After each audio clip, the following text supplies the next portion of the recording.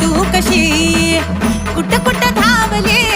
सगळ्यांना पावली थकू नका गावलीस आता तू अशी दग दग कशाला करतीस माया खे गदमान जेवत जाग आई ठेवू नको घशाला तू तहान बस दोन घडी जरा घरी तू निवांत भाया ये अंबाबाई ये की तू गोंधळाला ये